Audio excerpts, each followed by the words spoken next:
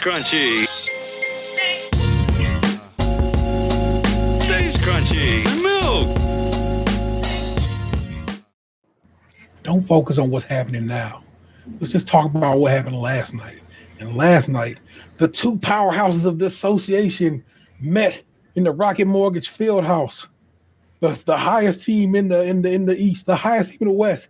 One team has not lost a game to the Western Conference. One team has not lost a game to the Eastern Conference. Finally meet in the square circle to see who gonna do the damn do. And in the end, the Cleveland Cavaliers pulled out and won victorious. Again, don't focus on what's happening tonight against the Toronto Raptors.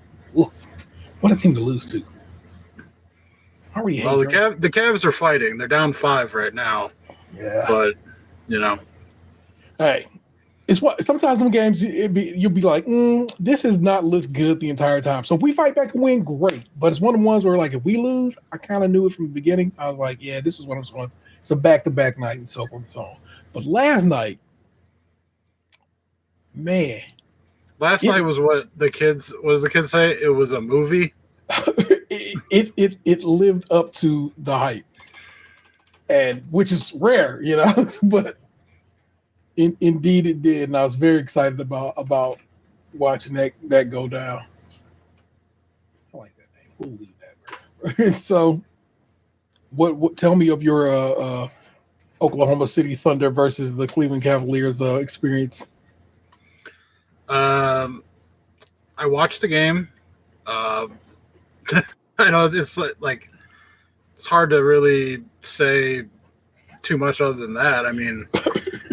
It was one of those games where I was nervous the entire time because I know how good Oklahoma City is. Yeah. And honestly, I think when they get Chet Holmgren back, they'll be better than we are. So it was nice to win, but OKC is 100% for real, and they very well may be the better team currently. But it was still nice to get that win. I'll enjoy every second of it until we probably lose next week to them in Oklahoma City on Thursday. I think if it was that close with an off night Donovan Mitchell, then next week we can really go and put that work in.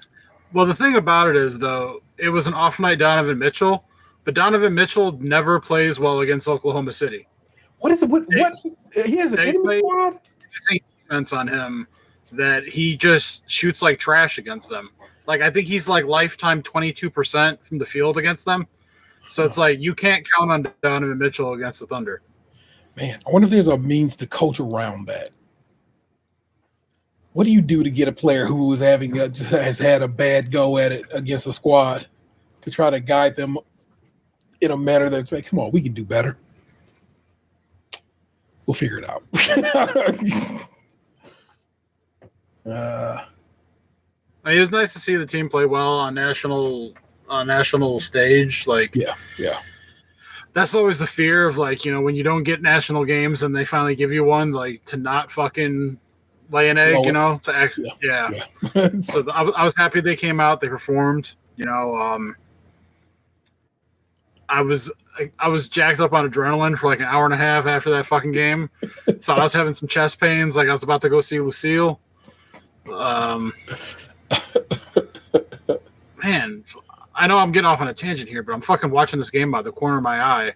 And it's like every time the fucking Cavs cut it to like 5, they immediately just give up like 2 fucking baskets and it goes right back up to 9. Yeah. It's fucking frustrating. It's one of the ones, like I said, it's one of the ones where it's like, this doesn't seem like it's going to break our way.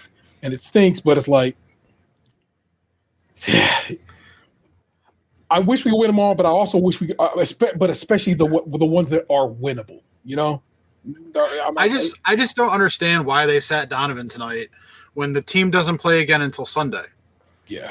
Like you had 2 nights off before the game last night. He fucking played like 30 minutes and he didn't play well. Yeah. And then you sit him tonight when we're gonna have 2 more nights off again before the next game. I don't fucking get it. So he's gonna play 1 game in a week, and he's not even averaging 36 minutes a game. He's averaging like 32. Like.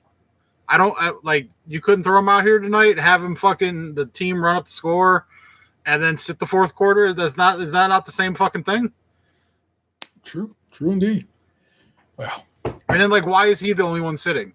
Why does everyone else have to fucking play? He's our superstar. It's bullshit. Don't get it twisted. You know it's bullshit. I know it's bullshit. But I know the reason behind it would be like, well, that's the man. He's the man on our team. I'm like, really? Because he wasn't the man we needed to be the man last night. I'm just going to say to you. But the men showed up, and that our bigs was out there doing what they were supposed to do. Multiple players with double-digit numbers. Who the fuck came out there? Scored 15 points in like 11 minutes. I cannot remember his name. Why is it not coming to me? For us or for them? Us. Ty Jerome? Was it Jerome in the house? Must have been. It's like you already fuck with him, and it's like, what? It turns out he's a cat guy? He's even cooler. Yeah, but yeah, Jared Allen had a real game. Not that he hasn't been having a good game, but it's like I said, it's just something special when these two teams meet. Like I said, on the national stage, the best teams in the association, both of them having. I mean, like I said, the Oklahoma's only lost one more game than the Cavaliers at this point. Now they've lost two more games than the Cavaliers, but it's like they are, like Bach said, everything we know them to be, and it's like to go out and see that. It's like we were being discussed last night. The internet was abuzz about this game and everything, and I'm like, okay, this is what it is. This is because we ain't been getting no kind of love in the press. It just has not been. They've been so wildly quiet about the Cavaliers until then. I guess today, I blame Stephen A. and Windhurst because they was talking about us today. Like, man, these Cavaliers is real and they are something to be. And I feel like they jinxed us because then we go out and put up one tonight. But last night was dope. I was very proud to witness it. Gabe just hit me up from New Mexico, like 3 minutes behind in every way, shape, or form. Because whatever he's watching the game on was definitely late. It had a drift to it, a delay. And I'm like, I'm having a chuckle at him, like, sir, that is not the score anymore. But it's just, I don't know, man. Like I said, it was fun to see people all talking about it on Blue Sky and excited to watch the game and so forth, and be like, okay, these motherfuckers out here doing it and real, and this is a very exciting game. And it's to be a Cleveland sports fan is to be nervous that somebody's going to come in and embarrass you at all times. Oh yeah, that or you're gonna find some new spectacular way that's never happened before to lose. Yes, that is like you'll be the first team to be up by 37 in the fourth, and then fucking find a way to lose, or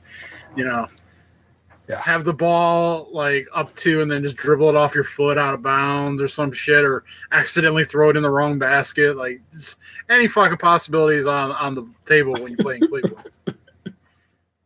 And we don't know any better. We just know bad. And so it's like it's hard to get excited. But I was talking to Gabe the other day, and I was like, for once, let's just enjoy what we got going on right now. Just be real present-minded.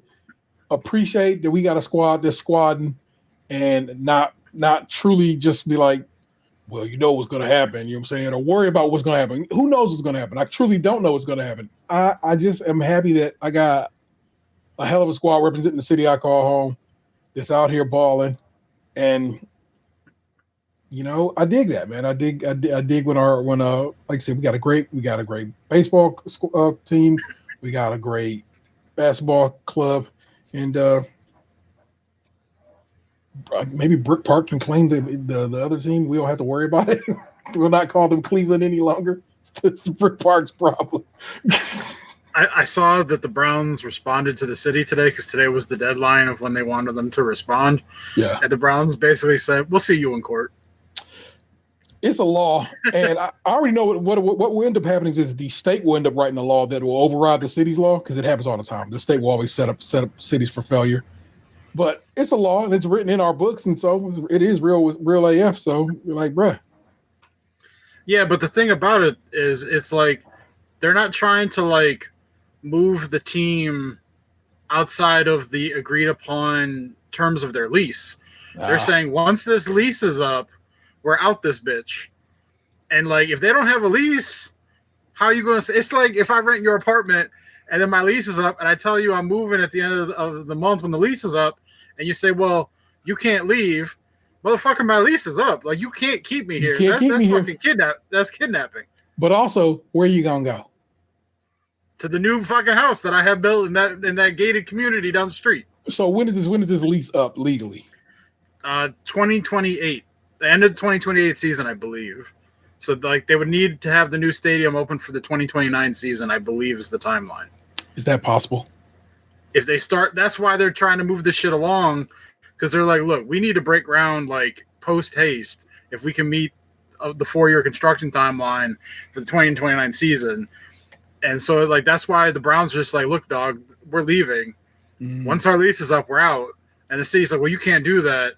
We have a document that we created that says you can't leave. And they're like, well, fucking make me. And the city's like, well, please. And the Browns Haslams are like, fuck you, we're out.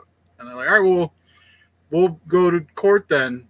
And all this is I bet you fucking Mayor Gibb wants to have a political career where someday he can run for a higher office, and it's going to look real fucking bad on his future political aspirations if he's known as the Cleveland mayor that let the Browns leave downtown.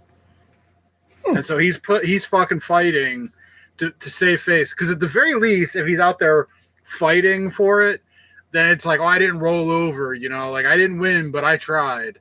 Whereas all this fucking downtown like lakefront development that they've been talking about for years that have never fucking materialized? Where's this land bridge that they supposedly got all this grant money for that they're gonna fucking build? I ain't seen one fucking steel rod. I ain't seen a brick. We still got this barely fucking used airport that takes up all the prime real estate down there. So the Browns are supposed to just anchor your fucking procrastination for this lakefront that you said is like the crown jewel of our downtown area, and then they're never supposed to leave, and then you just never do anything, and then the moment they're like, we can't do this anymore, you're like, hey man, we're trying, we're lots of irons in the fire, like you can't leave. So this team that never wins is just supposed to get a whole new house. That's supposed to be sweet. You supposed to be cool with that? If the fucking Haslams build it, I doubt that'll be the case. But if, say, Jimmy Haslam's like, fuck it, I'll just build the thing myself. How can you be mad at that then? Like, cool, yeah. Like that happens, that's very different than what is currently on the table. Like right now, they don't have like a describe. Oh, holy shit! The Cavs tied the game. They don't have like a written out like this is where the money is coming from. Like breakdown, like they've had like theoretical avenues, but like nothing's confirmed right now. But I can't imagine that they would have anything fucking written up as like an actual plan if they've got to waste time fighting with the fucking city about whether or not they can leave when their lease is up. We should watch it all play out. I got a general just fuck you to the Haslams because I truly don't think they have been good stewards of this organization, but. Nobody has like. I'll be honest. Like I've told my friends this. Like there's no secret. I hate our stadium as far as like I don't like going there and watching games out in the fucking snow and the freezing rain and all that shit. Like I could give two shits really about like the amenities of the stadium necessarily. I just don't want to be fucking cold. Like I don't have season tickets. Yeah. I actually like watching the games at home better than being there most of the time anyway. So like I go to a game maybe once every 2 years or so, depending on how much the tickets are or whatever. And I go to more road games than I do fucking home games. So like I'm not the like necessarily the core demographic of someone who's necessarily have their opinion valued over somebody else who maybe has season tickets or something. And I understand that. But if given that choice, I would much prefer to have a fucking dome stadium, even though I know that technically speaking, economically, it makes no actual financial sense for the city. I know that it's a hindrance, that it's dressed up as how much money it will bring to the region when in actuality it's a money pit that will never return the actual cost of what it took to make. I understand all these things, but I don't like being cold. So if some rich man says, fuck it, I want to build this building and put this football team that I own inside of it, then fuck it, build your house, buddy. Now, if he comes and says, hey, I want all the fucking citizens of Cuyahoga County to pay $10,000 each to help me build this bitch, then Go play in that rickety ass thing downtown, and Mayor Gibb win. I don't give a fuck. Bib, for fuck's sake. Gibb, Bib, Lib, whatever. Sounds like he says the N-word a lot. That nigga definitely say nigga a lot. Trust.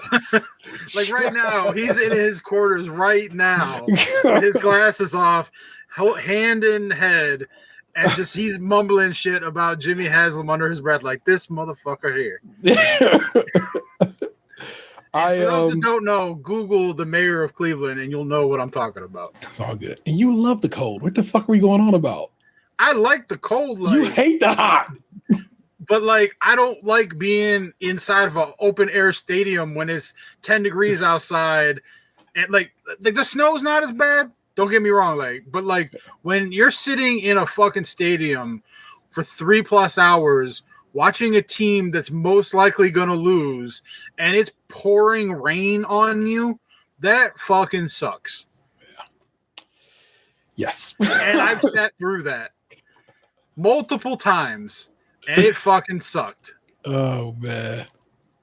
Cleveland Brown Stadium is what I'm going to call it, even though it's now called, what is it? Howard Hannah Smith Kramer. What the fuck is the name of that stadium now? Right Huntington now, Bank Arena. Huntington Bank Field. Yeah. In order to be an arena, it would have to have a roof. Is that the requirement of an arena? I would assume as much. Well, you know what? Probably not. Weren't there arenas in Rome that were more like Coliseums, open air? No, it was Coliseum. It was the Coliseum, which was open air. I mean, what's the difference? We own it. What is the meaning of arena? Place where sports, entertainment, other public events take place. It has seats around in which people can watch. I don't know. I don't want to know.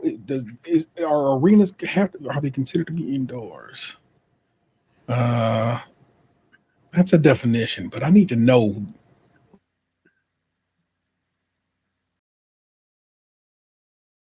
Well, apparently T left me all alone. So for you out there watching, who maybe nobody, I don't know. I don't have the metrics in front of me because he runs the whole thing. Cavs are currently tied. They were winning a second ago. And there's a lady ref in this game, and I'd like to know more about her. So if anyone knows who this lady ref is that's reffing the Cavs versus Raptors, holla at.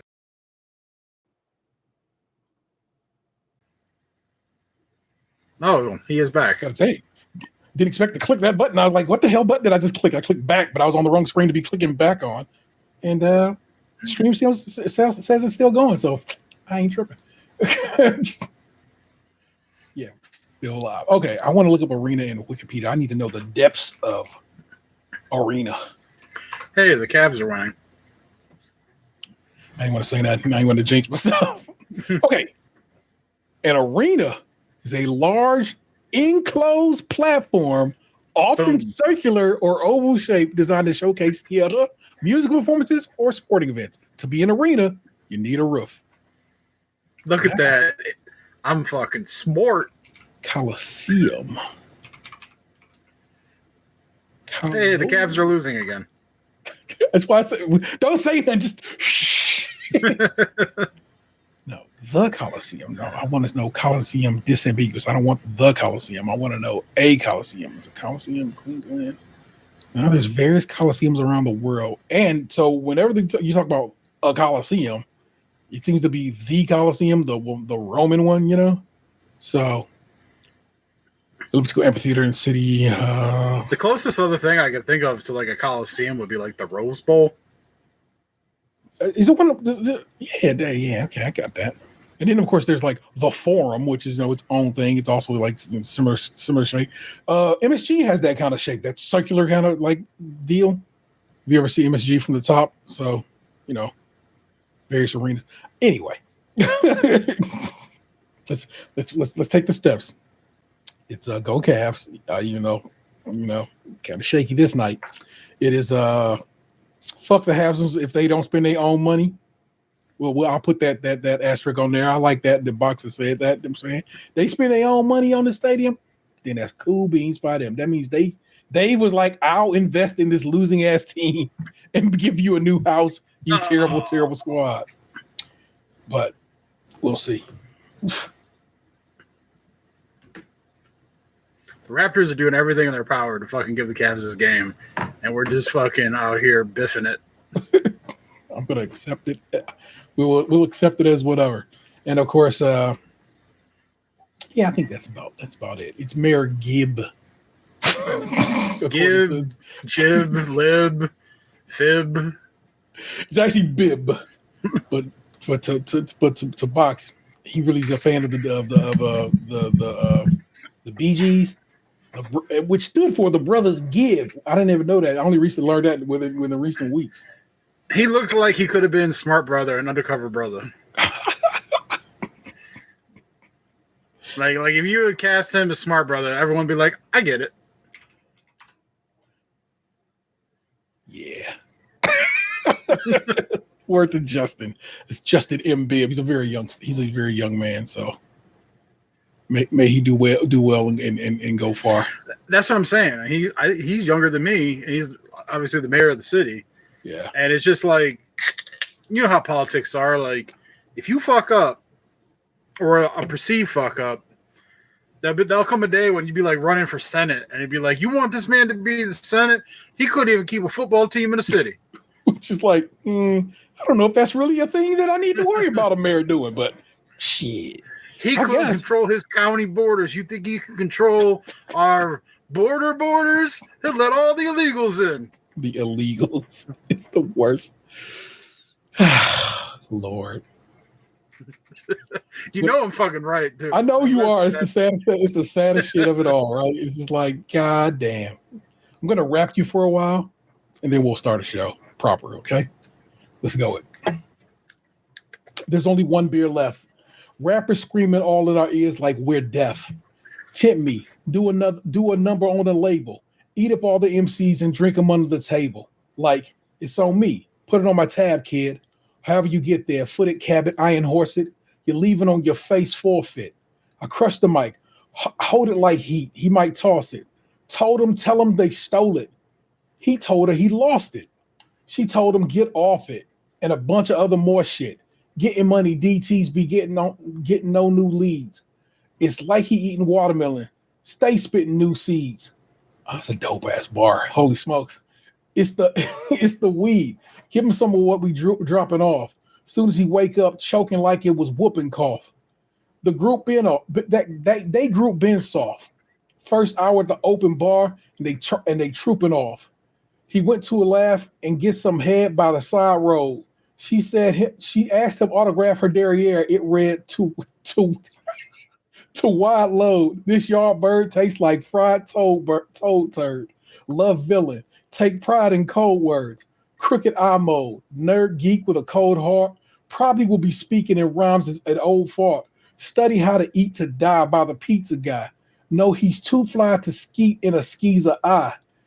And squeeze a thigh. Maybe give her curves a feel. The same way she feel when he flow with nerves of steel.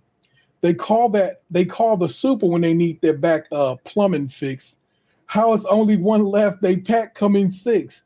Whatever happened to 2 and 3s? A herb tried to slide with 4 and 5 and got caught like what you doing, G? Don't make him have to get cutting like truancy. Matter of fact, not for nothing, right now, you and me. Loser, that's a pair of Adidas. I hope you brought your spare tweeters. MCs sound like cheerleaders. Rapping and dancing like redhead kingpin. Doom came to the thing again, no matter who we blinging. He do it for the smelly hubbies. Sees who know what time it is. It's time for Teletubbies. Few can do it. Even fewer can sell it. Take it from the dude who wear a mask like a tarded helmet. He said tarded. I want you to know that. I know what he was saying, but I just want you to know he tried his best to kind of get around it. He plots shows like robberies. In and out, 1, 2, 3, no bodies, please. Run the cash, and you won't get a wet sweatshirt. The mic is the shoddy. Nobody move, nobody get hurt. Bring heat like the boy done gone to war. He came in the door, everybody on the floor. A whole string of jobs like we on tour. Every night on the score, coming to your corner store. I don't think I've ever read those lyrics out loud. And man, MF Doom was such a gifted MC. That is one beer Now, yes, I love that song, but what I love just as much of the song itself is the song it sampled. And it sampled a song called Wheat 1975 by the band Tropo. I don't know. Is the album Tropo? Is the whatever.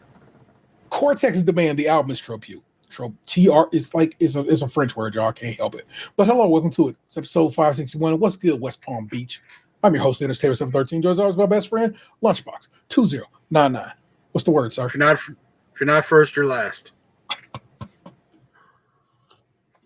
It's showbiz, baby. We're back doing it again this week. We got a couple of news stories for you. I got some Am I the Assholes, Box will tell you a story, I'll tell you a story. It's all good. It's what we do every week. Well, not every week. It's what we do every show. That's a better way of wording that. And here we go for a show. So I'm going to start you with a little news. Both of these are going to be Ohio news stories. So if you don't care, well, that's you. I mean, it's Cleveland's long-term podcast for a reason, people.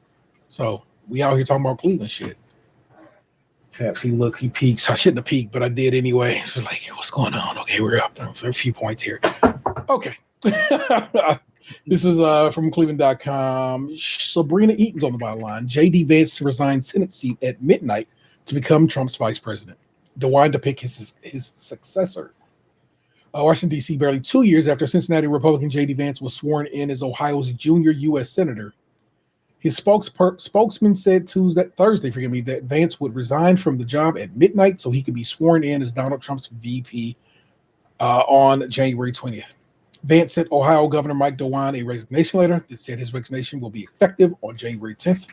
To the people of Ohio, I extend my heartfelt gratitude for the privilege of representing you in the United States Senate, said a statement from Vance that pledged to help Trump enact his agenda.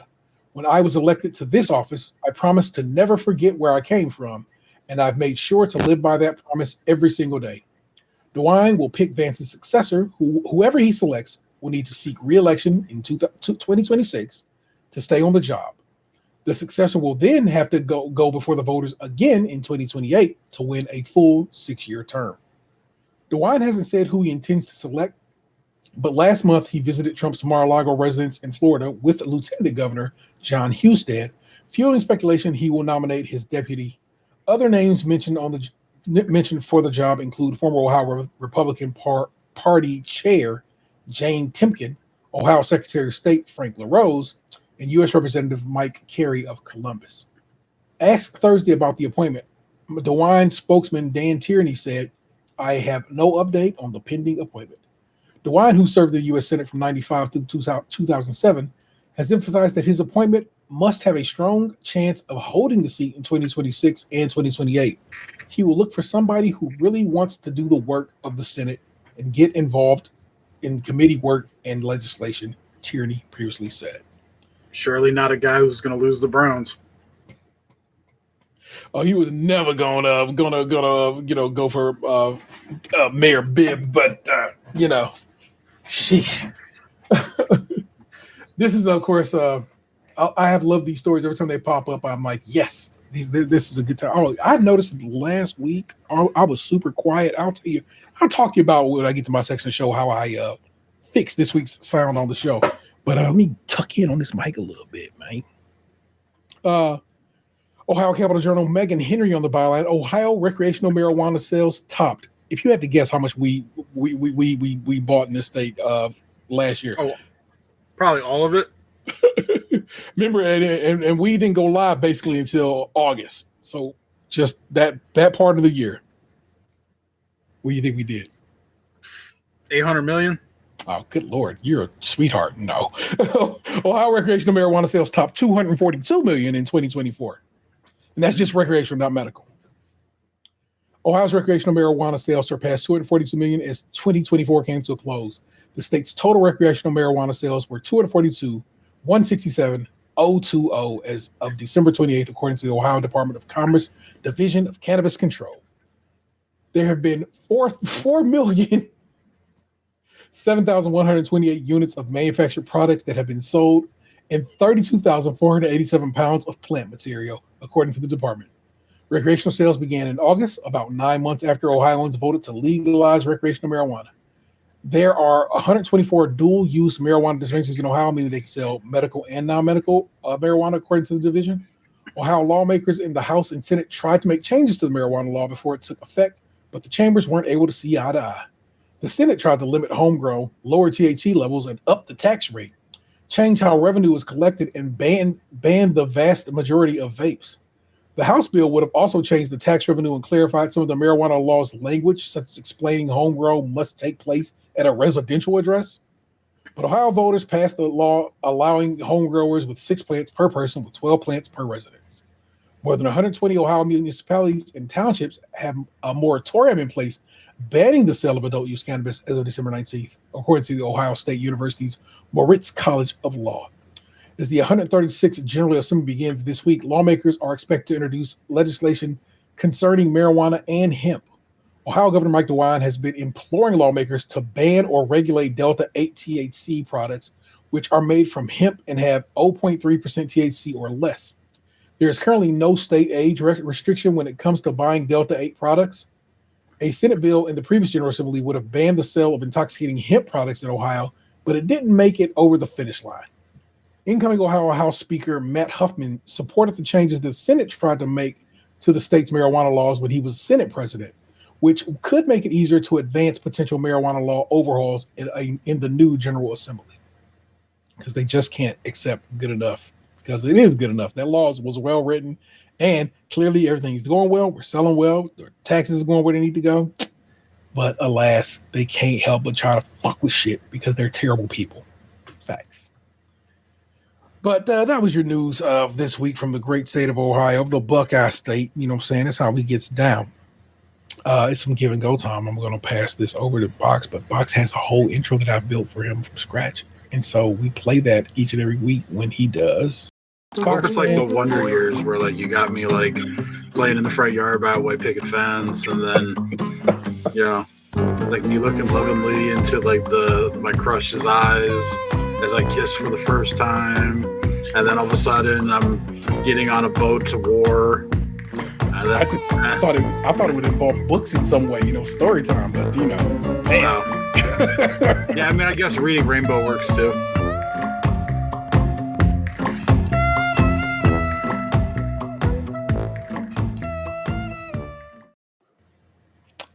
Box story time and lunchbox. What's the good word, sir?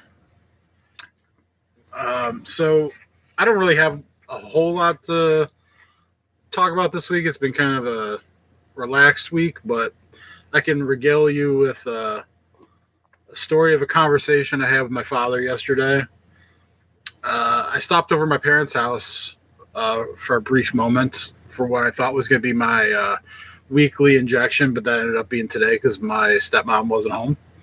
But I had a little quick conversation with my dad as the Cavs blow this lead. Get it. Yeah. Get across half court, please. Sorry.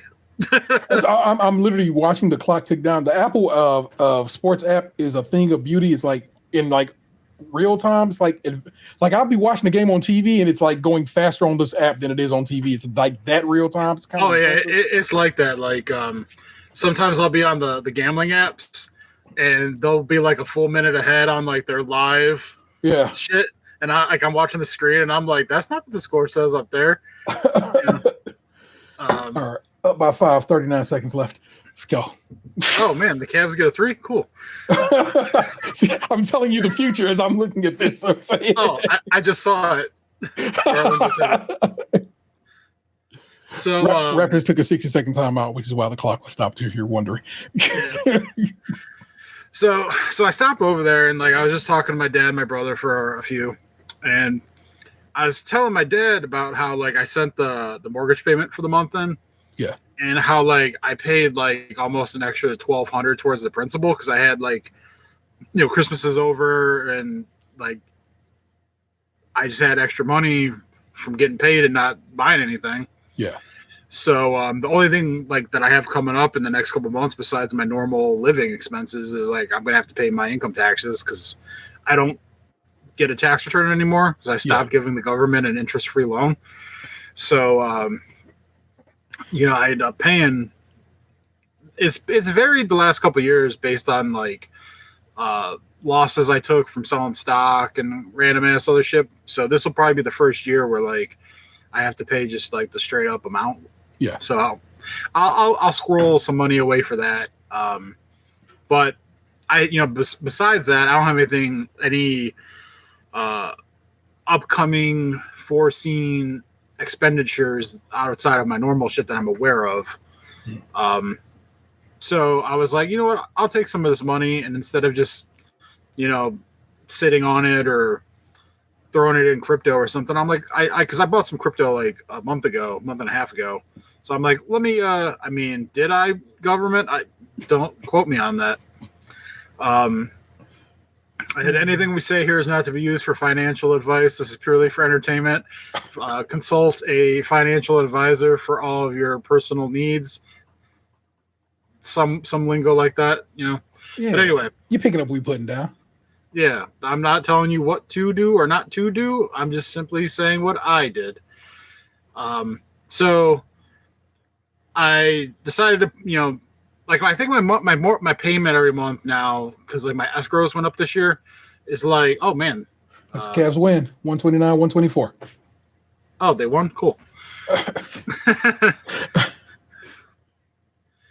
So my payment every month now is like $860 and some change. And so I sent a check in for $2,000. So basically I paid off like 13 something off the principal of the house between my normal payment and the extra. Yeah. And so like I ran it through like a payoff calculator just to see like where I was at on the remaining loan balance. Yeah. And it said that like right now I have 16 years and 4 months of payments left based on the principal and what's left and everything. Yeah. And my interest rate and all that shit.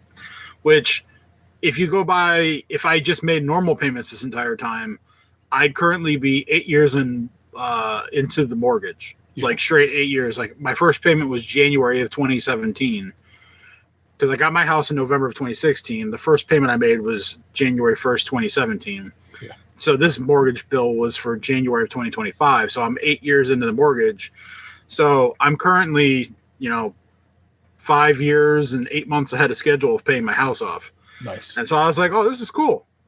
So like when I stopped there, I was like telling my dad about like, what I did. Oh, hey, hi, Lila. My kitty cat is between my legs here.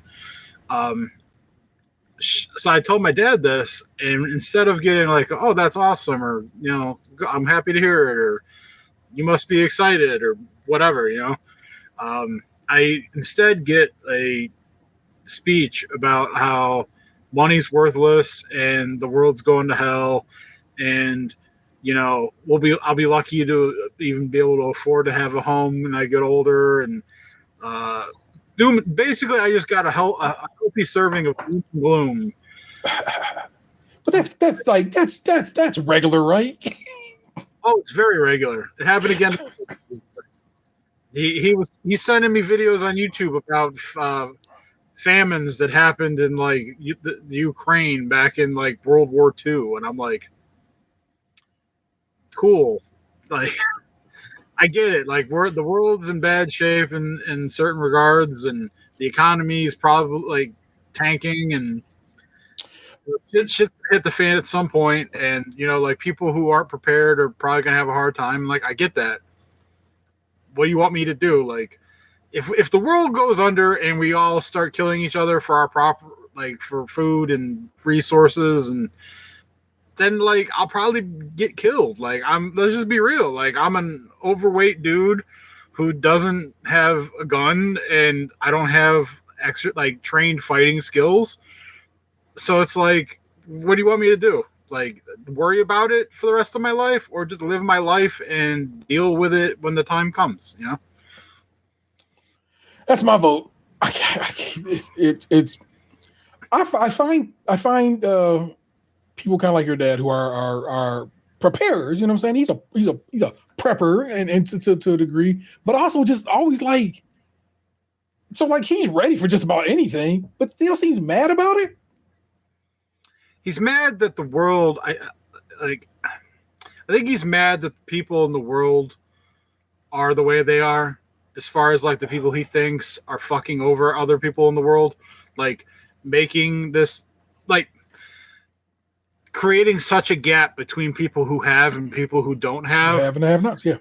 And then pretending like the people who have not, like it's their fault that they have not, and creating a system where they can rarely ever climb out of the have not to have a normal have, you know? Yeah. And so, like, he looks at those people like the scum of the earth, and because he's mad at them for what they do, he rants to all of us about what he knows they're doing, even though we have no ability to fucking do anything about it. What can I tell you, Ron? Ronald Reagan sucked, and as did Richard Nixon before him, and people in this country constantly vote against their best interests. Sorry. They just do. So here we are. And I feel bad that he just can't, you know, it's probably just like, it's just this conversation. I don't think it's probably every moment, every day of his life he's like this. But, you know, when you tell stories like that, and that's I'm hopeful, nigga. That's all I got is hope. But I'm telling you. I hope at some point he's able to draw some joy from this life and not just be sad and mad all the damn time. Because that sucks, bro. You know what I'm saying? It leads to just a terrible life is what it seems to would lead to. You know what I'm saying? It's like you got kids that are doing good. You got a lovely wife who's been by your side for a long time. You survived dying. Yeah. Celebrate. You know what I'm saying? I don't know, man. I feel like he should be happy, but I don't know that motherfucker. I can't be talking about he should be happy, but I wish happiness upon him and people like him, because it just would stink to always be salty, you know. Yeah, he can be fun, but yeah, like, you know, when you get him on a tirade, man, holy shit.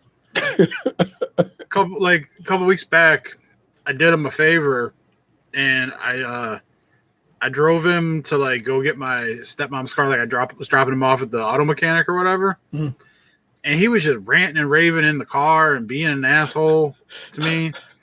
And it was the longest 10-minute car ride of my life. And I could not wait to get that motherfucker out of my car when we got there. I didn't even wait to make sure he got in the building. Okay. I fucking deuced it out the moment that he closed that door. I was like, I'm out.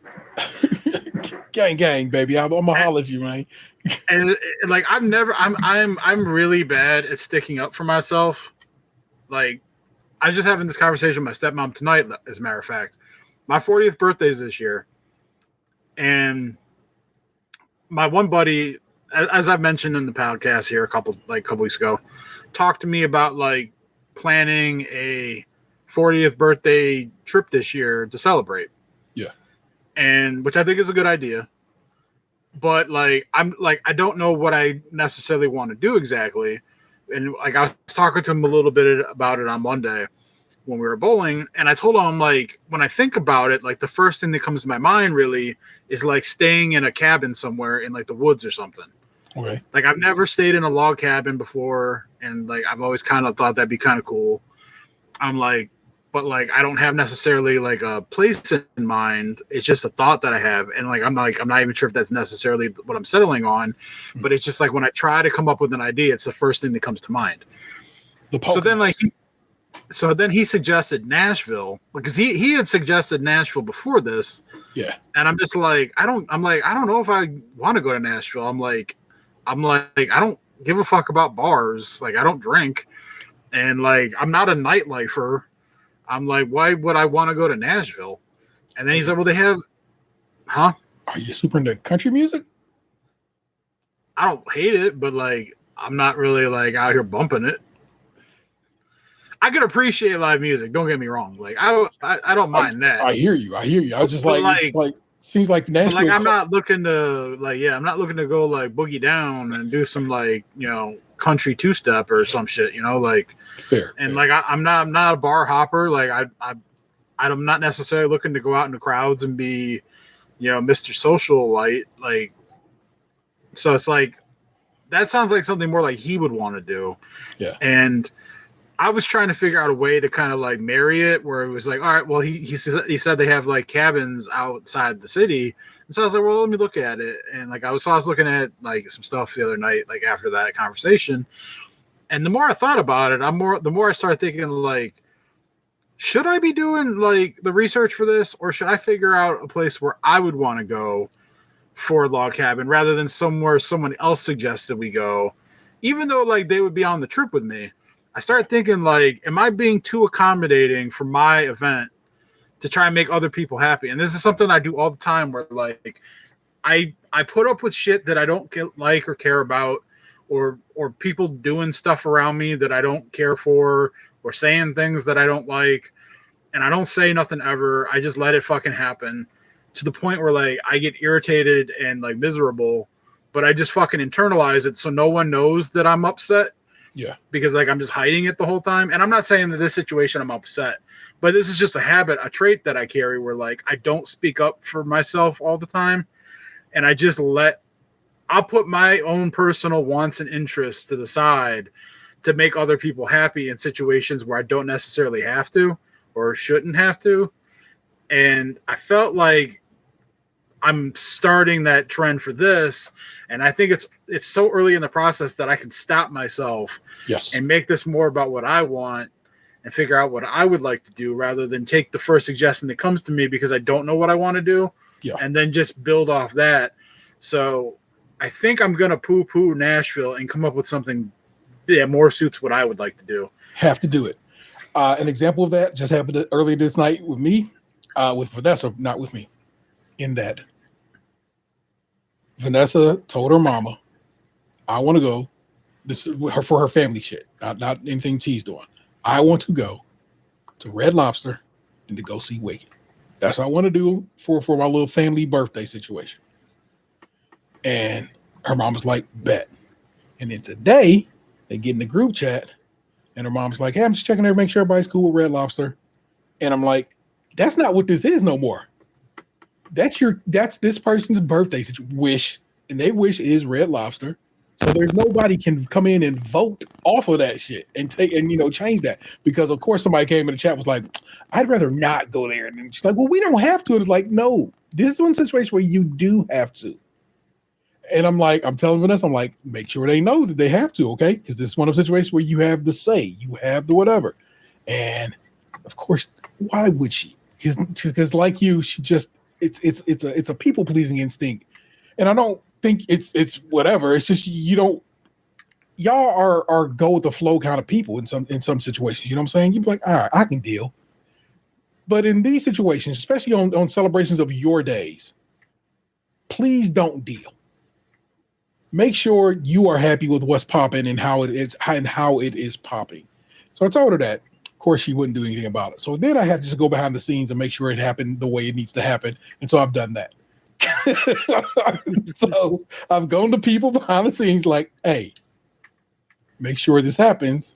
And she don't need to know that I've done that. And unless she's watching the show, and I hope she's not, but sometimes that happens, we're good. So cabins. The Poconos is up in the it's like Pennsylvania, Jersey-ish, New Yorkish kind of area, tri-state situation over there, man.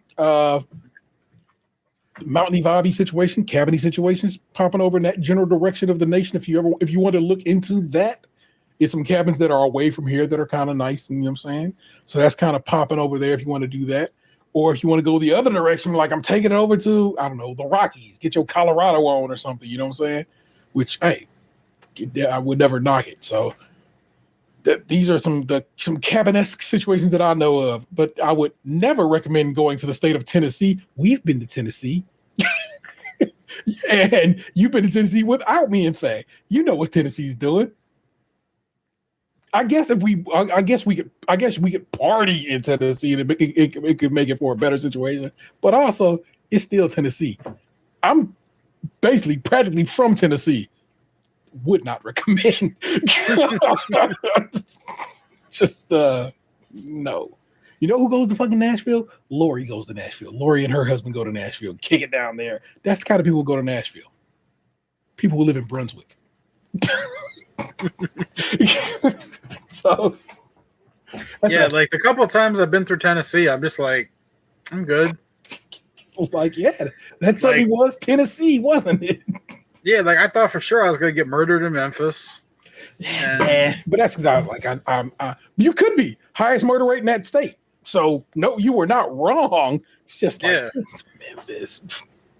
Like so, yeah. I didn't feel particularly safe there, and that was when I stayed in Memphis without you. Like I was there that first time, and and then like Nashville that night we were there. Like I didn't really. Like, granted, we didn't go bar hopping and like we weren't there for music. Like, we were there during COVID. We got fucking Uber Eats and then we ate donuts and we left. Like, it wasn't like we went like Nashvilling, but like even still driving around, I was just like, I'm good. That's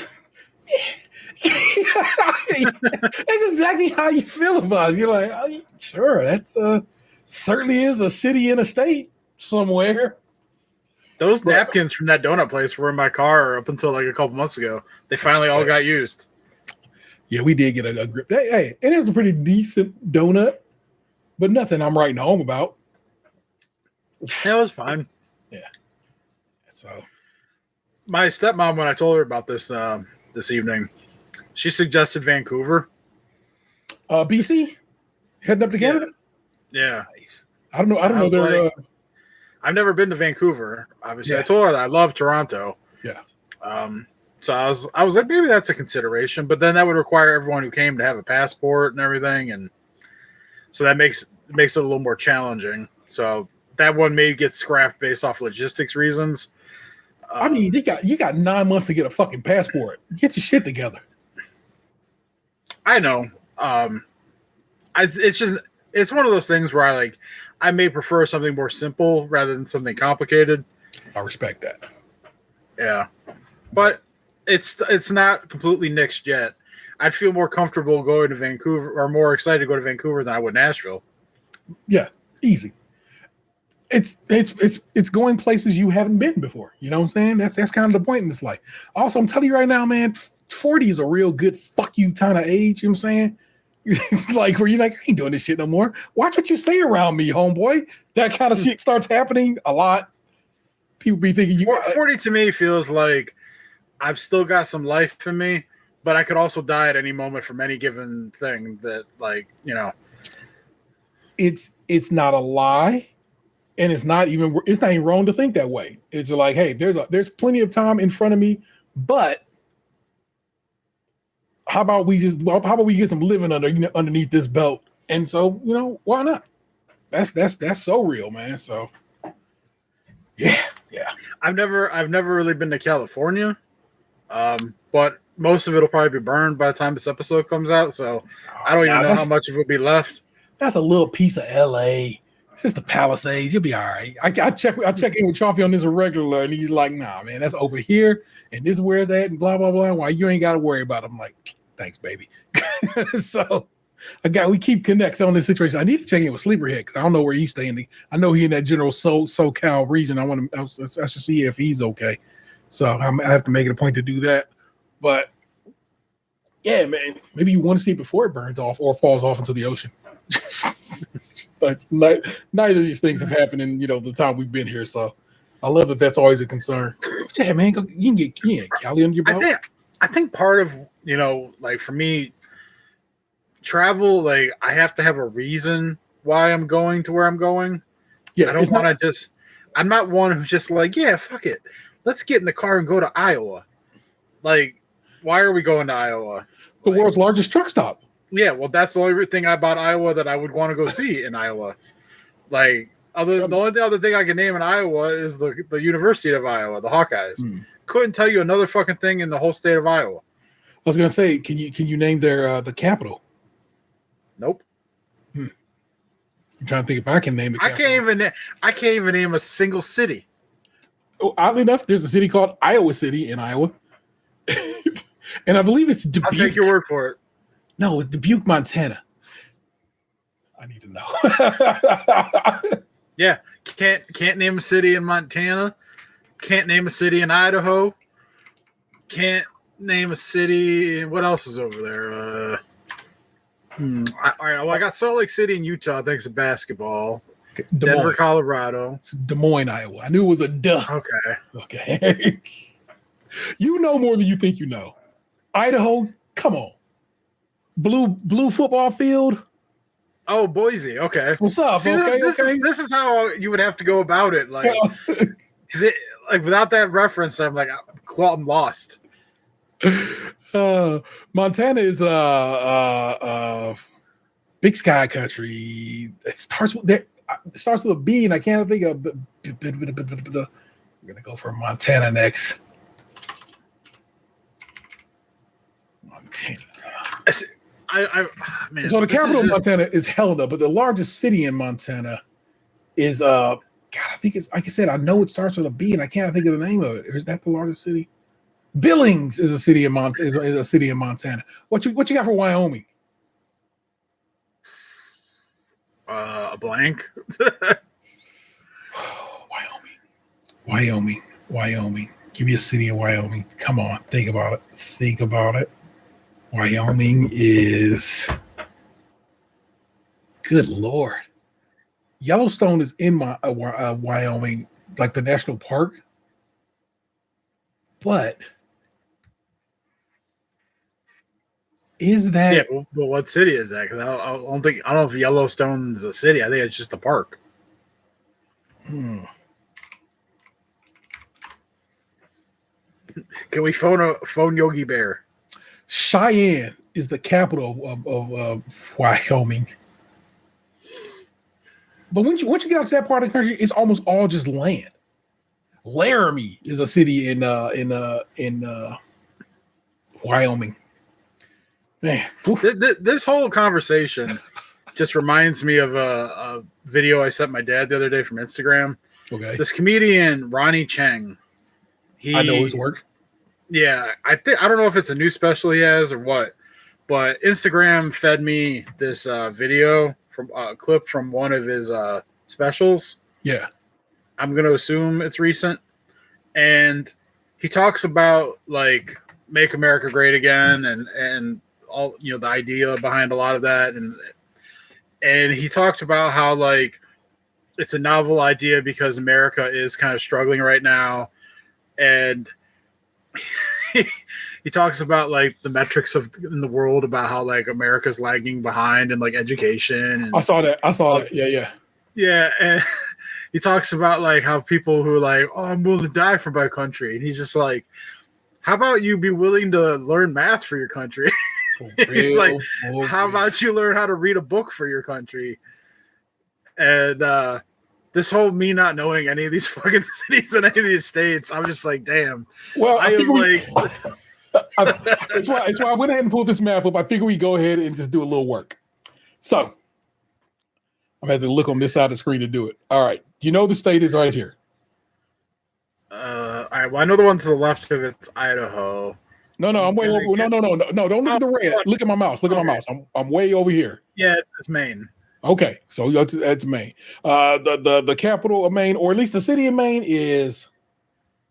Cape Cod. No, that's in Massachusetts. Okay. I've no idea. All right, I'm just gonna go with Portland, and or if you want to get fancy, Kennebunkport, because the bushes used to hang there. Okay, this guy. I'm gonna go with Vermont. I believe you're right, and that guy next to him is New Hampshire. The Hampshires. I could not name a city in Vermont to save my life right now, sir. Same for New Hampshire. Could not do it right now. Just on a whoop right now. I cannot. Massachusetts, we've been there. You've been there. You know what's up about Massachusetts. Big city in Massachusetts is, of course, Boston. That's what's up. This is, of course, the Empire State, and of course, the biggest. Yeah, New York. Everybody knows that. All right, right here beneath Massachusetts, Connecticut. It is right there to the side of Connecticut is Rhode Island. Correct, smallest state in the union. All right, right here beneath New York is. That's New Jersey. There you go. And you just shouted out PA right there. Okay, we're good. We're good here. Right beneath PA is Virginia.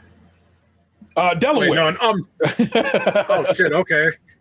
Yeah. You got the Maryland, All right. Delaware situation going on right here in this area. But yeah, that is Virginia right there. That is, of course, then West Virginia there next to it. Yeah. And then Right here. North Carolina, South Carolina, Georgia, Florida. Okay. This guy right here. Arkansas? No. Or no, that's Alabama. Then There you go. Arkansas to the left. And then Right that's here. Louisiana. No, That's right here. Mississippi. There you go. So Yeah. yeah, you're good. That's Mississippi. So that's Louisiana. And right here is Missouri. no, that's Arkansas. That's Arkansas. I thought, man, for some reason I thought Arkansas was more. So then Missouri is right above it. Correct. But here, right here, Kansas to the left. Oh, that's Tennessee. All right, and we know this because right That's beneath us. Kentucky. We know this guy because we went through it. Yeah, that's Indiana. Right there, of course, is that state Michigan. up north. This is right here, Illinois. right above it. Wisconsin. You know that's to the side of it. It's a big boy. I don't know. Give you a second here. Fuck.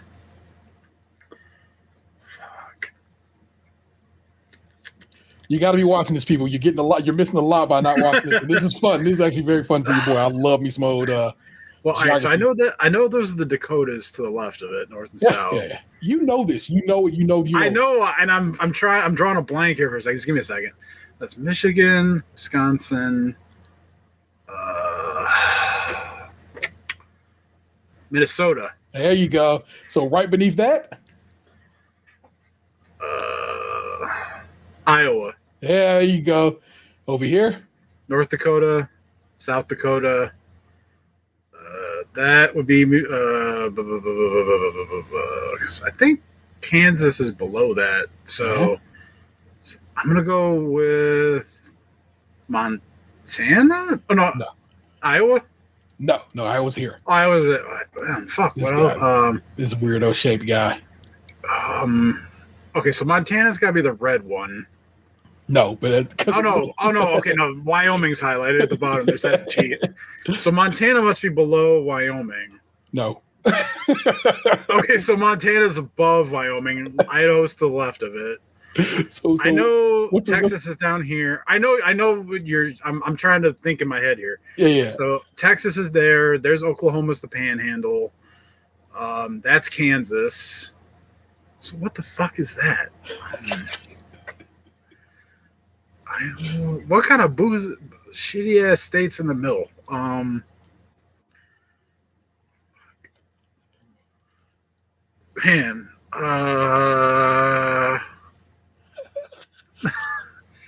man, I am not smarter than a fifth grader. That is Nebraska. Man, I haven't heard that name in fucking forever. The Cornhuskers. There. Oh, damn. Okay. All right. So you know what this one was? This is. That was Montana. All right. So that is Wyoming. That is. It's that good rectangle action too. Yeah. Hold on. Let's see. So that's Nevada, Arizona, New Mexico. The fuck one was that one? Because I'm pretty sure I said it a minute ago. And now I'm fucking drawing a blank. You have not said this one yet. Oh, I haven't? No.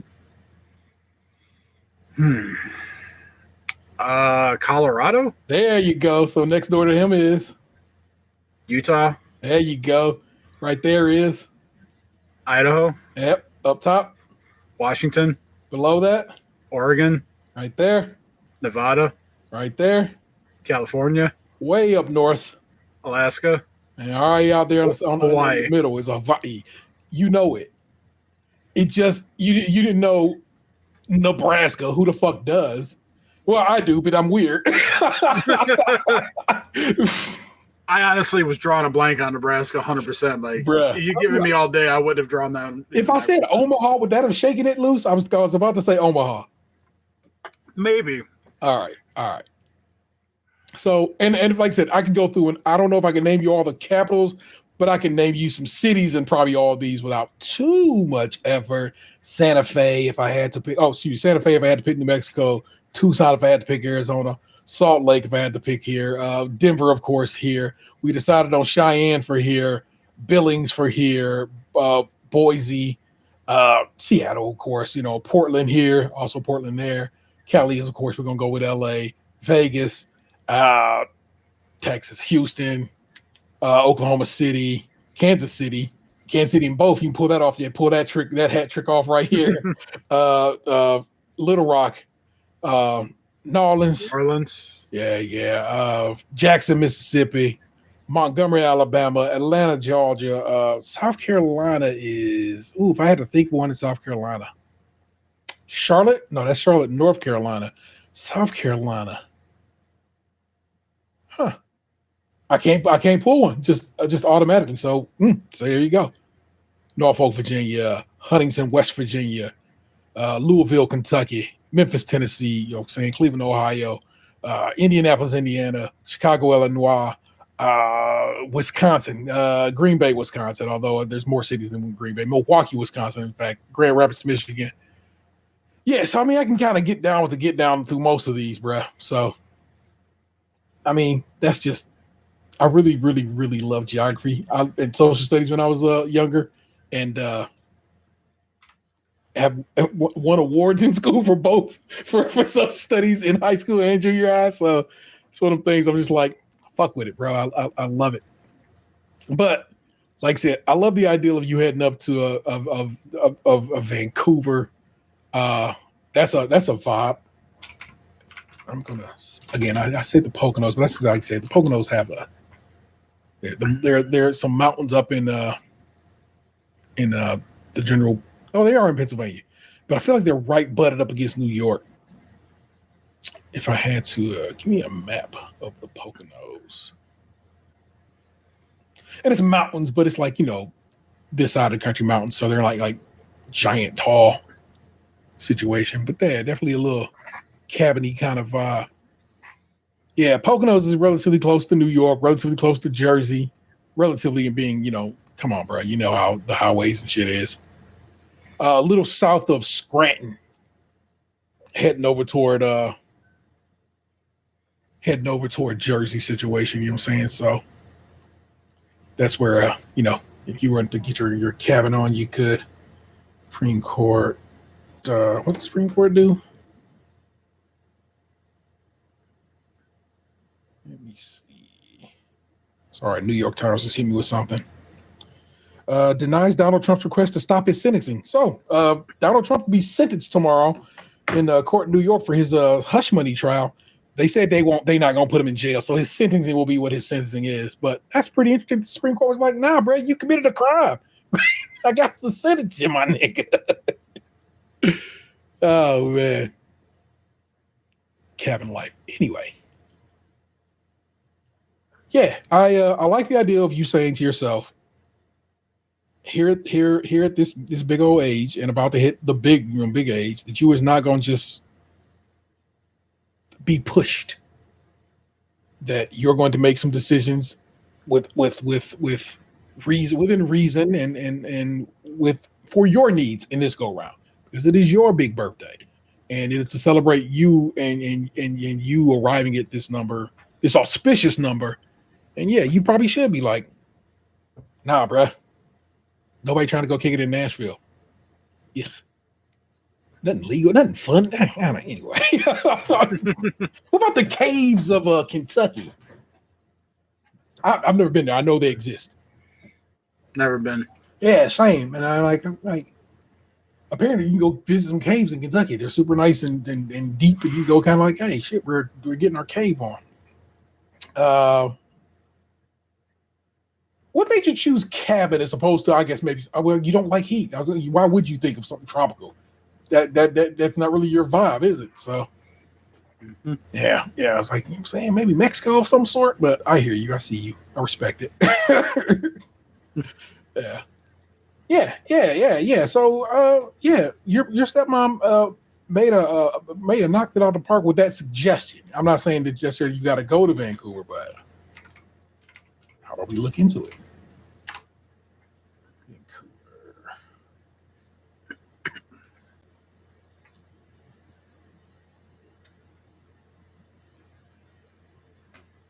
Also, how do we get there from this state?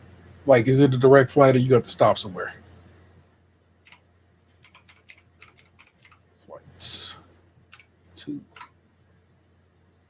Cleveland, Ohio, Vancouver, Canada. Yeah, it's all, man, every flight is a connecting flight. There's no straight shots for us. It stinks. But right now, there's a round trip. I'm not, if I'm reading this right, sometimes here, you know what? I'll show you my screen and you can tell me if you think I'm reading this right. You're sharing, people. Screen, pap. Look at that price. That's his round trip, right? So is that both ways? Or is that just the one direction and then you got to pay the 306 to come back the other way? I think you get to pick both. But like that flight, man, I hate stops on flights. Same.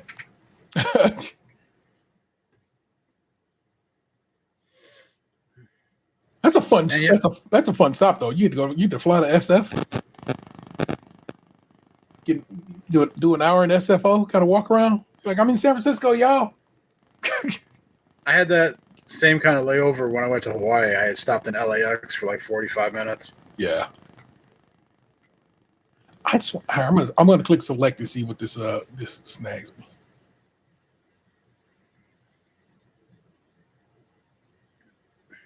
Other returning flights, top returning flights.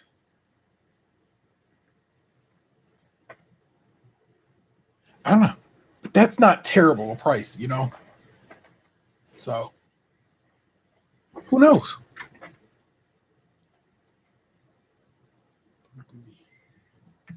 Oh boy, my brother just sent me in the money he owed me. Happy day. Stop sharing. There we go. All right. Well, there you go. So that's what's cracking with that right there, man. Anything? Oh, I just F11 on the wrong screen. I gotta make sure I click when I'm doing anything with this damn mouse. Anything else in the story time realm you want to share with us? We, the listener, no worries if not. I can see the rest of my time. Fair enough. It's a little tea time. Tilt your glasses up in the air, man. My child has for years suffered of nosebleeds. And so October of 2023, we went to the ENT guy and he cauterized one of the nostrils. I'm like, we should be good. Wasn't good. So then in May of 2024, we went back to that same ENT and he's like, I'm going to cauterize this one too. And you think that would be good enough because, you cauterizing the nostrils, it should be all good. But no, even to this day, and I mean as in today, we had to go back to that ENT. And he's like, man, it's way up there. It really is a bleeder. I'm going to burn this bitch, cauterize it again. So cauterize both sides of the nose again today. And I'm going to pack this left one because it's a real bleeder. And then leave that pack again until Sunday. Today is Thursday. So imagine they shoved a bunch of gauze up your nose and said, leave that there for 4 days. And so I'm like, okay, yeah, we do all that. I take my kid to school, and then my kid comes to school and say, that nose is bleeding right now. Coming through the damn gauze, the packing that he shoved her in. I watched him pack this nose. That nose is full of stuff right now to keep the thing from bleeding, and it's still bleeding. So then I had to call the doctor back, and I'm like, oh, no. Kid went to go see the nurse at school, and the nurse is like, call that doctor back. So I called the doctor back. And he like, look, just hold that nose for like 10 minutes. And if it stop bleeding, you good. If it don't, come back to this office. So I literally had taken I had taken a half day because it was an early morning appointment, thinking nothing of it. And then by midday, when I was just about to go to work, it was like, come get me from school. My nose is still bleeding and we might have to be going back to the hospital or the doctor or whatever. It's like, criminy, man. We're still in the single digit days, and I've already had to pull the trigger on a half day today, which rarely, if ever, happens. I don't really call off work, y'all. I'm very good about taking care of business in a way that normally I don't have to everything's scheduled. But yeah, I had to straight up be like, I am sorry, I'm going to take the rest of this day because my kid might be needing to go back to the doctor. We did get the bleeding to stop. And we're going to go. So he recommended some things. He said, all right, hit it with this particular saline spray and then put some Neosporin in it, but don't put a Neosporin on the side that I hit with the cauterization. Put it on the opposite side, and then just tap your nose so it'll spread out. And he goes in with the moisture of the saline. It should spread all through the nose and blah blah. It's like I'm so sad that my kid has been suffering through these wrecked ass bloody noses, man. It blows, and but that stunk, and I did not like it, and I do not like it. But hopefully, we got that taken care of. And going forward, my child's nostrils have been taken care of and breezy breezed. He got his ACTs back, and he got a fine ACT score, but they're like, yo, you get you like 3 more points, and you can just go about anywhere in this country school-wise. So I talked to him about it. He's like, I'm going to do it. He goes, I'm going to study hard, and I'm going to retake this test, and I'm going to get them points, which is dope that he's excited to do that. And I'm like, that's what's up, my man. So trying to get that done. Just parenting my youngest, you know what I'm saying? My oldest is doing fine. I come home the other night and he's shoving a car on my driveway because one of his friends bought a car that happened to die over in this way. So he's like, we didn't want to leave it on the street because they would just tow it. And I'm just like, that's fine. The driveway's long. Go put it in the driveway, man. So that's about the only thing out of pocket with him going down with my son. Again, it's almost Vanessa's 40th birthday, so her and Box born the same year. And so I've been going back and forth with her sisters. We're gonna hang out Saturday and play Mario Party and get stoned or make some drinks. I don't know. And it's gonna be fun and a good time to be had. So I'm gonna have all the sisters' last name. Box knows her last name, so I can say that. So the sisters that last name, and my kids and everything, and I don't know. It's gonna be great. That's the party. Throw quotes around that.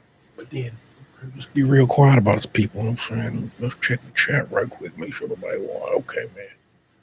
So she don't know, right?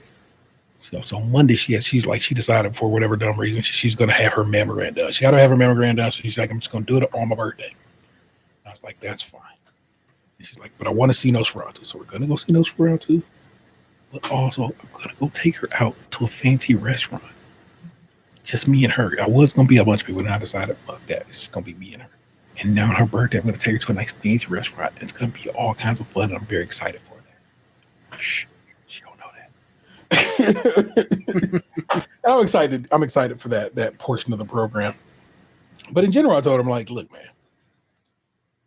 You know what it is. Your birthday is in the beginning, in the coldest time of the year in this neck of the woods.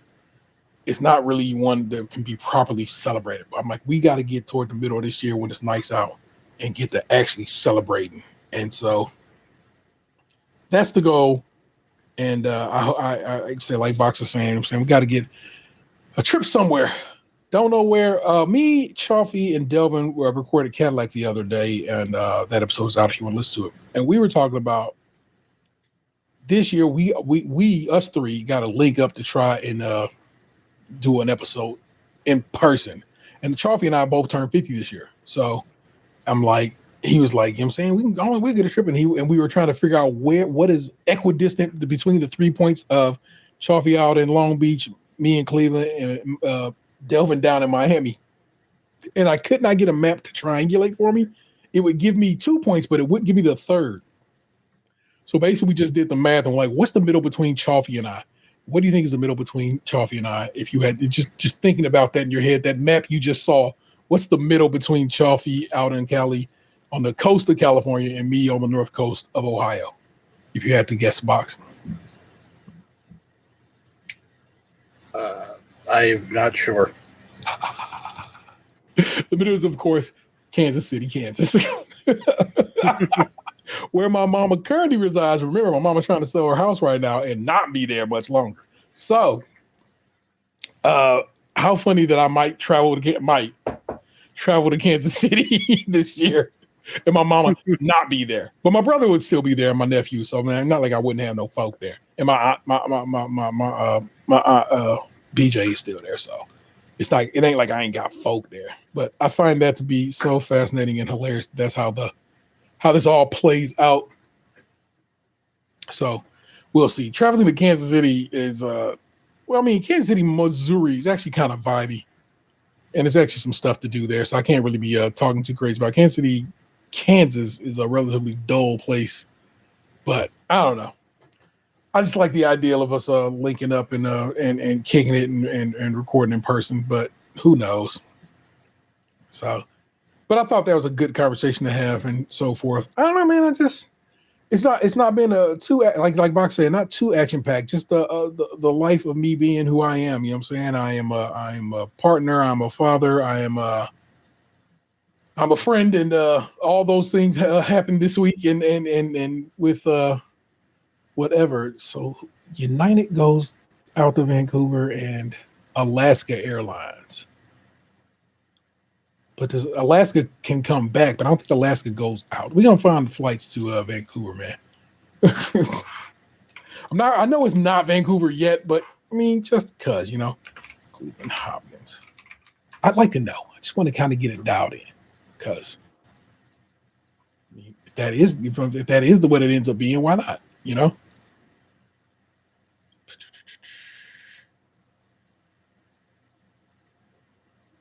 Browns off. I'm just gonna click on.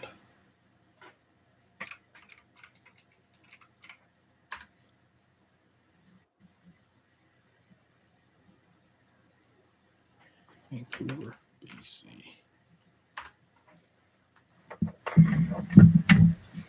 Anyway,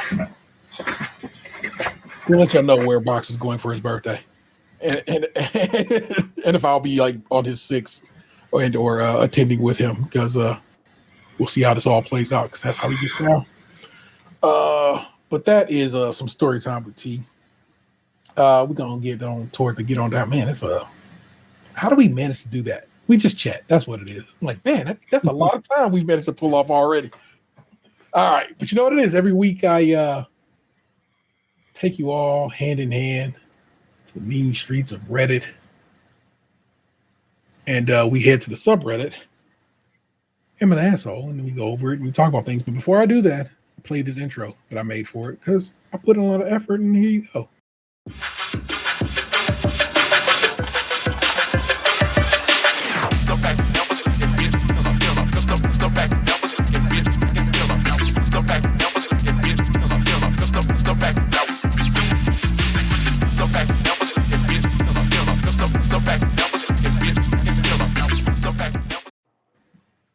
I didn't know Notre Dame and Penn State was playing tonight. Could have been on that shit. 10-10 in the third quarter, y'all, which is... Do you have any desire to who wins this game? Penn State, because I have money on it. Okay. That's solid enough. And apparently... the Vikings-Ram game is being moved because of Arizona, because of the fires. It's okay. Wow. By the time I get there, y'all, should we play all NFL games in neutral sites? Nah, not all games, but playoff games, neutral site situation like the college game. Anywho, here's some options for Am I the Asshole, Dan. We're going to do one this week as we're getting late here in tooth. Am I the asshole for telling my mother that I'll never fully love my sister? Am I the asshole for telling my mom there's a reason my sister stopped talking to her? And am I the asshole for making my cousin my flower girl? That first one got you a chuckle, so. Yeah, the first one's definitely one. I don't know. The third one seems stupid. The third one goes away then. That's easy. Then we know the two. Like, I wasn't thrilled with the second one either, but I guess I'd rather hear that one than the third one. And the second one we'll do first, and we'll keep the other one for last. And we hope it's as funny as you think it is. Am I the asshole for telling my mom there's a reason my sister stopped talking to her? This is from Dizzy Possible 3557. I, 16 female, my mom, 45 female, got into an argument in the car while driving to the hospital to get some blood tests. It was a stupid argument, so I won't be telling all the details. She kept telling me I had a mental problem, so I suggested she get tested for BPD, which she didn't like. I don't know what BPD is. Bipolar disorder. I do. Look at me. And she If it told was me, on a map, you'd find it. and she told me I was being irrational and kept going on about how she gave everything for me and my sister, and we're just ungrateful brats. So this is where I might be the asshole. I told her that if two people told her multiple times why her behavior was problematic, she should do some self-reflection, and that there was a reason my sister didn't talk to her for a while. I know it was pretty petty and mean and probably not the right thing to say, but I'm tired of this grown woman acting like I should be the mature one. Later, I received a text she meant to send to my dad, basically saying she was done with me. I screenshotted it and sent it to my sister, but she hasn't answered yet. So when I was writing that, we got home and I apologized and got lectured. I had it coming though. But she only addressed the part where I was in the wrong, not all the other things I told her about how I feel about how she's treating me. So am I the asshole for telling my mom that there's a reason my sister stopped talking to her for a while?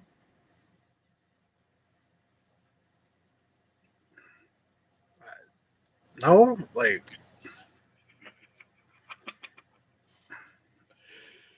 I don't have a great retort here. Sounds like your mom's an asshole. Sounds like you got your mom's asshole in you too. And this is kind of the results of that. So, but somebody responded. Mission Honeydew 2209 said, "Oh, I think I enjoy the usernames on this one more than the actual story." Oh, honey, I hurt for you. I was 45 years old and told my mom the same thing when she lay dying in a hospital bed, and she demanded to know why. And she demanded to know why none of her 5 sons would speak to her. People like her blame everyone around them for all of the problems they've made. I waited for years for my mom to act like a mature person, and it never happened. I was more mature than her by the time I was 15 years old, and that didn't change ever. Plan your escape from this toxic person who happened to give birth to you. Get a job and start saving money for your first apartment. She's never going to get better. She's never going to get help. Her mental illness will remain untreated her whole life. Learn to protect yourself. Eventually, you're going to need to get some therapy to undo the damage a toxic parent does. Best of luck to you." Jeez, I don't know if all of that is true of this child's situation, but sure thing, buddy. I'm just like, Jesus Christ.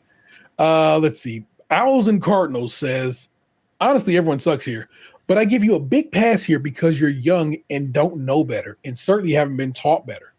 In my opinion, one of the most toxic and nefarious things you can do in a fight is accuse the other person of having a mental health issue, of being insane or being irrational, etc.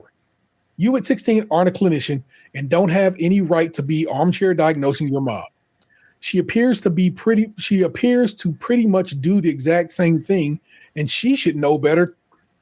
She should certainly know better. There we go. Try to learn from this and resist the urge to attack someone's mental health in the midst of a fight. If you have a genuine, legitimate concern about their mental health, you don't use that against them in a fight.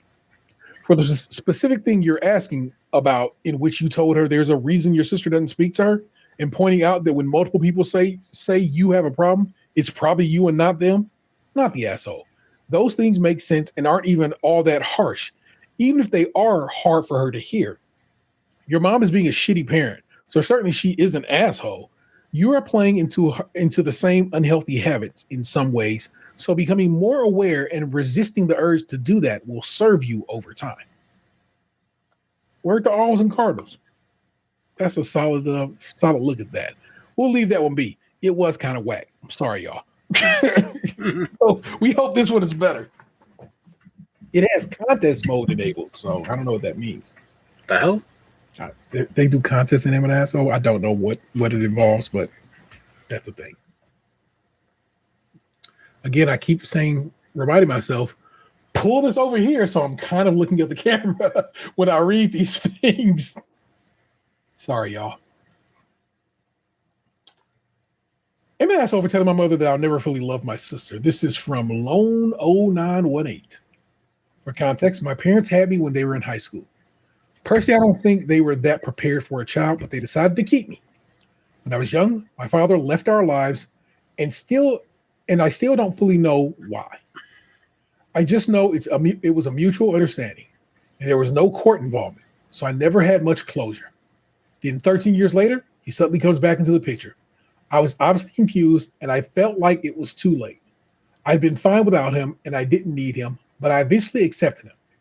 Shortly after my parents got back together, my mom had another baby with him, a girl. I love her. She's sweet, innocent, and I want the best for her. But deep down, I can't shake the resentment about the circumstances of her birth. I feel like that my father came back into my life just to start over with her. What about me? He's just going to waltz back into my life and then get a retrial with a new kid? What about me? That's why I don't think I'll ever be able to have a normal relationship with my sister, because I can't escape those feelings of resentment and anger toward my father.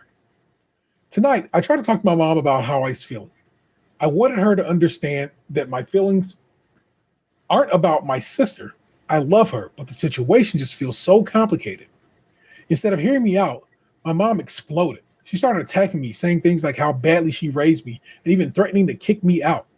She won't consider any suggestion of therapy, won't listen to my text, and now I'm left feeling even more alone. I'm worried that if she follows through with her threats, I'll have nowhere to turn. What about my future? I need to go to school and I have a job I want to keep. So, am I the asshole? I don't think so. I mean, people get estranged from family all the time and have different, everyone's family dynamic is different. Like, I probably have cousins and shit out here that I don't know about based on some stuff my mom told me a couple months ago. Like, there is a possibility that, like, and I'm not just saying this, like, I could theoretically be hitting on a family member if I was out and about flirting and not even know it, based on like that's what people don't like think about when it comes to their own families. Sometimes it's like there are skeletons in closets all over the world. Like, you know, people. Is she saying Papa was a Rolling Stone? What's going on? I'm just saying that, like, sometimes people do things, and you know, you kind of have to decide how you feel about it and how you want to live your life. And sometimes you may end up kissing a cousin and not know it. Like, that's just life. Ah, shit. Luckily, Box's attraction is leans usually a different way. So hopefully he'll be free of cussing Gissin just by the fact he likes chicks of a different shade. Not that he won't appreciate a specific whatever. It's like he likes the caramel color. You know, I like mixed girls. Like, so you know, there's half white in there. That could be the family half that was mine.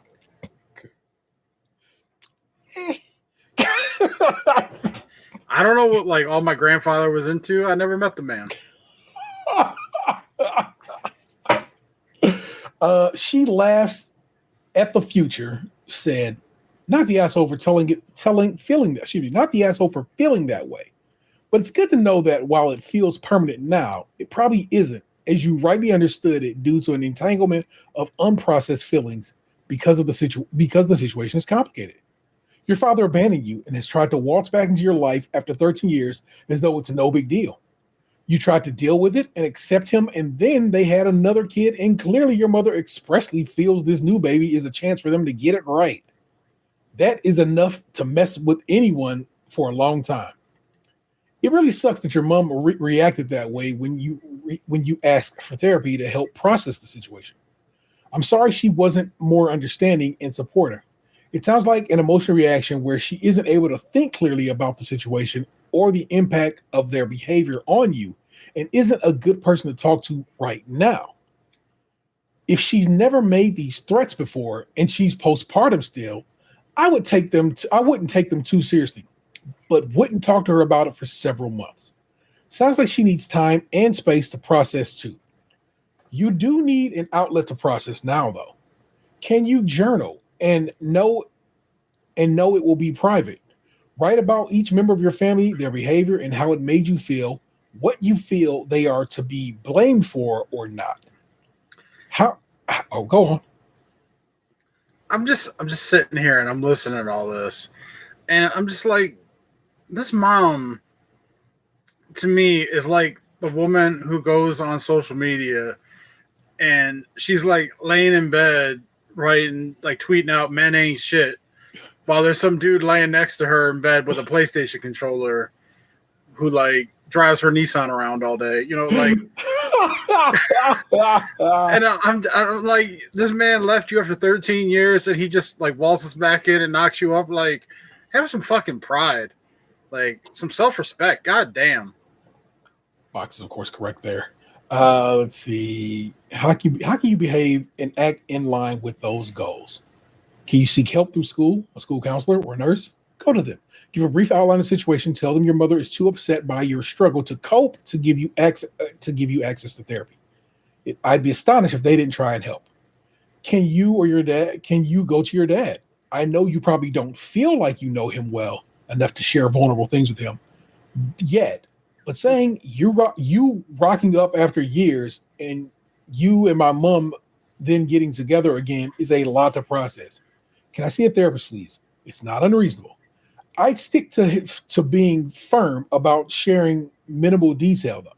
Just emphasize that it's a big change and it's not an unreasonable request. If he's at all inclined to take responsibility, he should fork out easily enough. Failing that, I'm asking if is asking your mom again in a couple of months an option. All the hugs, OP. It's a crappy situation, and while you might not come through it not being able to resent your parents for their crap, I hope that you can one day have a wonderful relationship with your baby sister. I like to click this username to see the responses, if any.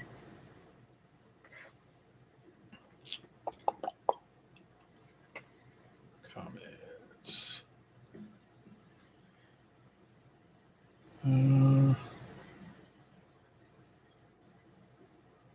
Here are the places this child has commented. They've commented in Red Dead Redemption, Pokemon TCG, Xbox Series X and S, Black Ops 6, and here we go. Emma the asshole. Finally, I found what they responded to. It's a little late, but I'll share some info right now. I'm 16 and I have a job and do well in school. I learned that I can get confidential therapy in school, and I decided I will start to attend some sessions to see if I can sort some things out. Every single reply has been insightful for me, so thank you all. I have decided that I want to start building a healthy relationship with my sister. She's 2.5. I knew that it was never fair for me to place that resentment toward my situation with my parents onto her. I'm still unsure about how I will take next steps about talking to my parents, though.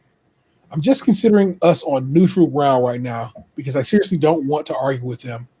That's all. That's all. Thank you. So that's a bit of closure for that particular Emma the asshole. Were these replies written out by ChatGPT? This doesn't sound like how a 16-year-old would speak. 16-year-olds are so different nowadays, bro. I'll be having I have conversations with a 17-year-old and they friends of that 16, 15 variety, and yes, they do. It's a weird world. I'll tell you that, right? So, but yeah, that's okay and knowing yourself, knowing thyself, you know what I'm saying, is real. To understand that, man, you like you're not really mad at your sister. You're just mad at the idea that this man came back, knocking your mom's after all this time. It's like, I'm gonna do it right this go around. That's whole shit. Parents is wild. God, I hope I'm a decent parent, man. I don't know if that's true, but I hope I'm an okay parent and my kids are not too fucked up in life. And whatever they are fucked up on, I hope it's an easy fix. Because it's got to be something. I mean, we all got our own brand of fucked up, but I hope theirs is not so much. That was this week's Emma the Asshole. We hope you enjoyed them. And hey, if you ever want to send us some Emma the Assholes or your own Emma the Assholes, because that's happened before, please do. No worries there, y'all. Let's talk entertainment. I don't actually have a great deal on the list this week, Box. What about you? Sports, and I watched 3 episodes of the new season of Squid Games. I had no particular affinity toward that show. So what's going on in the realm? I know what's going on in Squid Game and that I'm aware of how my man has come back and so forth and all that. And how he's out here gaming again. Other contestants didn't want to listen to him when he was trying to give them instructions about red light, green light, and so forth. But so far, how have you enjoyed this series of Squid Game? I mean, it's kind of been a slow build a little bit, like that, and like I had, the first season was like years ago. Yeah. So it's kind of hard to just kind of like dive back in to a dub show like multiple years after the first season, but it's fine. Like I've got 4 episodes left. The season wasn't very long, so I'll probably finish that up this weekend or something. Okay, very good, very good. Any gaming or anything like that there? Or you just been on the old? I've been playing Call of Duty. In fact, like I may even be hopping on once we finish this recording. Very good. I'm trying to get you out of here in a decent hour, so hopefully that is the case. I gotta make sure I take the trash out. Just remember that, people. T needs to take. I just remembered I have to put my clothes in the dryer. There you go. If these are things it is to be a grown ass man. You got to be on that shit. I meant to do that shit when I got home a couple hours ago, and I forgot.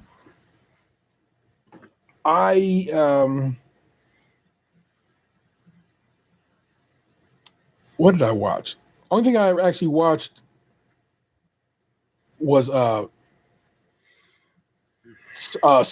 I watched the latest 2 episodes of Silo because I was behind. And that show is still mighty, mighty fun, y'all. So you might want to be getting down. And again, it is pretty much staying book accurate, which always, like I said, where I developed I can't fuck with these way they did this is when I initially read Jurassic Park, the same year Jurassic Park came out in theater, so 93. To prepare to watch the movie, I was like, I'm going to read the book. That way I'm ready to go. And the book is so different than the movie that it was upsetting. I was like, this is not even the same thing. This is crazy. And I was not happy about it. So I get touchy when books are so super, super altered. Like I cannot enjoy the Wheel of Time series on Amazon because it is so different from the books, from almost the word go. And so I'm like, damn, y'all immediately ruined this fucking show for me by it being so different from the book, such a different adaptation than the books. And so I like that Solo is, relatively speaking, keeping in line with the books. A few changes here and there, but they're not so outlandish. And the main point are staying on the books. So I dig it. And if it flows like it has been flowing, and assuming this will play out like it should, I am aware of how this particular season will end, and I'm excited about the next 2 because they already greenlit 3 and 4 to wrap up the entire the 3-book series that is the series of books for Silo. I am still playing and enjoying Indiana Jones and the Great Circle. Currently, though, I am stuck in what I think is a bugged part of the game, in that I cannot seem to get out of this area of the game. It keeps saying, "You died, you died, you died," but there's a whole power meter right there that tells you I have all the life, and nothing has changed. And I think it's just a bugged part of the game, and I don't know who I'm a bitch to about that. I'm like, do I need to go to Microsoft and like, hey, this game seems bugged right now. Can we get that fixed? And I need to do some research to see if other people are experiencing a similar bug. And if that is the case, then it's something that probably needs to be addressed. But I've watched video of people play it, but then they're playing the PC version, so maybe that matters. And they've gotten past that part of the game. So I wonder if I can upload my save to the cloud, download the game on the PC on the computer over here, play through that section on the computer, and then just jump back into the game over there on the Xbox. We'll see. We'll figure that out, y'all. Still listening to GNX, still listening to Defying Gravity off of the Wicked soundtrack. God, that song is so good. I ended up bootlegging Wicked because it's not out on physical yet until next month, and I was not giving them $30 for a digital copy. I'm a physical kind of guy, you know what it is, but I of course can find just about anything on the internet, and I have. And so me and Vanessa sat and watched Wicked all the way through the other night on the couch here, and one really primo bootleg. That bitch had 5.1 surround sound. I was thoroughly like, this is the damn best boot I've ever got. It's not a bootleg, it's not somebody sitting in a cam in a theater. It's just really somebody just has ripped the damn digital version that's out there for people to have. That's all that is. So that's what's up with that right there. But guess what? Wicked still amazing, even at home. And man, Defying Gravity is such a wonderful track. You should listen. You should listen to Defying Gravity. Go listen to the original Broadway cast recording of it, and then listen to Cynthia Erivo and Ariana Grande's version from the film, and enjoy the amazingness of that song, but also the amazingness of the women singing that song, because it's real good, y'all. I think that is it. Yeah, that is it. But you know the deal, man. Please rate, review, subscribe, and share to this show wherever possible. Give us a subscription over on YouTube, and follow and so forth and so on. I read the other day that Meta was just like, we're not even going to be bothering with fact checking anymore. That meaning they're just going to let. So a couple of things. Meta has said they're not going to do fact checking anymore, and they said they're going to start putting in AI beings into their universe. Meaning they're going to have fake people talking to you like they're real people and trying to chat with you. And basically, I'm like, why would advertisers want to have a system that is basically a bunch of bots talking to a bunch of other bots? They wouldn't. And at some point, Meta's going to suffer that. And when that happened, I was just like, you know what? I don't think I want to contribute to Meta anymore. So I will not be posting the show over there anymore. I didn't close my account or anything like that there. I'm just saying I'm going to try my best to no longer post into and the only part of the Meta universe I'm in is Instagram and Threads, I guess. But we're not going to be posting over on Threads or Instagram anymore from this show and from my personal feed. I'm just going to kind of like try and not feed that beast anymore. So don't worry about following us on Instagram, but please follow us over on YouTube. That'd be mighty nice of you. If you want to support the show financially and got a few bucks stars away, consider joining us over on Patreon. Members at the $5 tier get extra content each month and early access to new shows. You got merch over at tpublic.com/user stage Krunchy milk, all one word. Get a shirt, get an iPad cover, get a phone case with our logo or and some other logo possibilities available to you. And feel free to give us a call at 216-264-6311. That's 216-264-6311. We certainly love to hear from you. And hear from you, we have YouTube comments. Let me go pop over to YouTube and pull those. There's a star. Oh, that's the bell. So,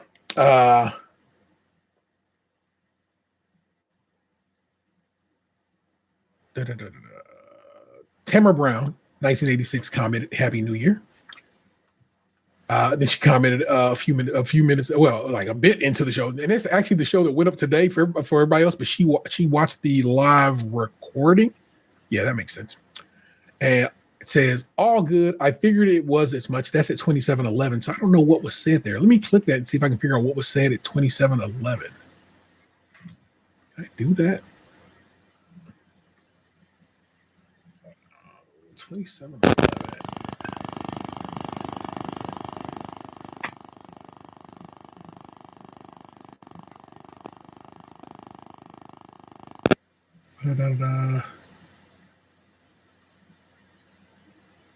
Sorry, y'all, I'm trying to back up to that part of the show and see what was said there. And then, of course, I need to share the audio with you. So give me a second here. Let me do a little quick sound change.